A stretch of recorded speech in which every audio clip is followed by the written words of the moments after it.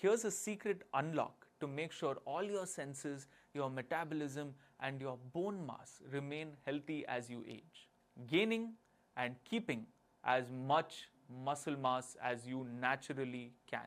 Multiple studies across different fields of research have proven that gaining muscle mass and the process of gaining muscle mass, which is strength training, can keep your brain, body, and mind fully functioning for a long time.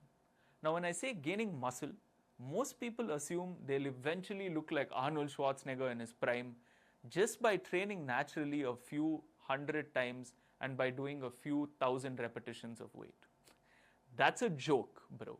You or me couldn't look like that even if we ate 300 grams of protein a day, trained weights like a maniac every single day for 10 years straight, and even trained all the way into our 40s, 50s, and 60s.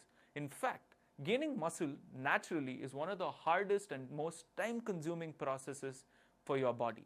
To give you an example of how difficult it is to gain muscle naturally, I spent 10 years lifting weight to gain 10 kilos of muscle naturally. Trust me, it gets harder over time. But if done right, it will save you from aging-related issues almost like nothing else. And if you don't believe me, here's something that is guaranteed to blow your mind. Have you ever heard of something called the hope molecule? Basically, scientists refer to certain molecules released by muscles after exercise as hope molecules, its scientific name being myokines. But why would anybody call myokines a hope molecule? Because that's what it does. The myokines that your muscles release after exercise are responsible for reducing stress, improving your metabolic health, making your brain sharper, calmer, and it protects you against mental disorders like depression and anxiety. And trust me, that's just the start of it. So imagine that you're well into your 70s and you've managed to gain as much muscle as you humanly and naturally could. You would be much more likely to avoid almost every type of age-related decay that we're going to speak about in this video. But here's something you need to know but don't know.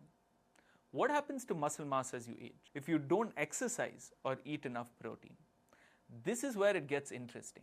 If you're in your 40s to 60s, or you know people in their 40s to 60s, you'll notice that they tend to lose size around their arms and legs, but their belly remains the same.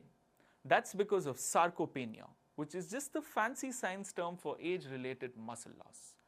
But what does sarcopenia mean? Sarco meaning flesh and penia meaning loss of. Remember this because you're going to need it in this video. Sarco meaning flesh and penia meaning loss of. Anyway, as you grow older, you tend to lose muscle mass all around your body, especially if you don't use it. But why does that matter? Well, the lesser muscle mass you have as you age, the more insulin resistant you become. And why does that matter? Because being more insulin resistant makes it harder from us to heal from previous injuries, weakens our immune system, makes us gain fat faster, and makes us break down muscle faster, and it also leaves us more vulnerable to heart attacks. And listen, I'm not trying to scare you by saying this, but the more insulin resistant we become, the closer we become to being a diabetic. And if you're someone who's always had low muscle mass, either due to genetics or poor lifestyle factors, then you become at risk for developing type 2 diabetes. For those of you that don't know, type 2 diabetes is when your body becomes so insulin resistant that your body becomes terrible at breaking carbohydrates into energy, and it also becomes inefficient at transporting that energy that you get from your carbohydrates to parts where it's required as energy, like your organs, muscles, and other places where you need them. So carbohydrates in the form of glucose basically just float around in your blood and start binding to your blood cells. We'd actually covered insulin resistance, how to beat insulin resistance, and how to never get diabetes in the last 2 videos. But in short, gaining muscle is one of the most important factors when it comes to both getting rid of diabetes or not getting it in the first place, and living a long, healthy and vital life with less chances of organ failures and body decay. So, coming back to age-related muscle loss. Right now, let me answer a question that can give you 15 quality years of life. Is age-related muscle loss, as in sarcopenia, curable or at least avoidable? Yes, it is curable. And yes, it is avoidable. But how? Simple answer is to eat 1.2 grams of protein per kilogram body weight and to train weights, as in strength train, at least 3 times a week. We'll get into the details of how to train your body into your 40s and onwards into another video, but for now understand that poor muscle mass is your number one ticket to quicker and poorer aging. So eat your protein and strength train at least thrice a week. But what about motor skills, like your ability to move freely and avoid injuries? Does having low muscle mass impact those? Sadly, losing muscle mass also puts you at risk of injuries. And why is that? Think about it like this. The lesser muscle mass you have, the more load your bones and joints take every time you move. The more load your joints and bones take, the quicker they age. And as a result, you become more prone to injuries in those areas. But between your 40s and 50s, these aspects aren't as visible as they would be in your 60s onwards. And I'm about to take this one step further. Once some of your muscles depleted due to aging or malnourishment, your body begins to dig into your bones for resources. And trust me, you'll thank me for telling you this. As you age, your bones tend to lose a little bit of density. And why is that? As we move into our 40s and our 50s, our muscle mass tends to decrease. And because of that, our bones begin to lose density because it basically isn't needed like before. The early stages of loss in bone mineral density is called osteopenia. Osteo meaning bone and penia meaning loss of. Just like how we call age-related muscle loss as sarcopenia. And if osteopenia gets worse, like it does for women after menopause, it's called osteoporosis, as in our bodies become more brittle and susceptible to damage. But here's a question you might want to ask yourself.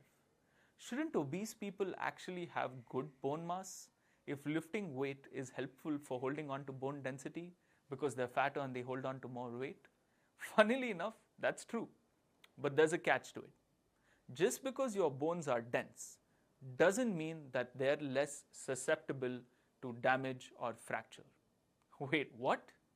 You see, when you're obese, your body puts on bone mineral density only in certain areas of your body, which means that even though your bones are thicker in certain places, because they're unevenly loaded, they are actually more at risk for fracture than they would be if you weren't obese. And that's at least what modern research says. And with that being said, now you know how our bones age.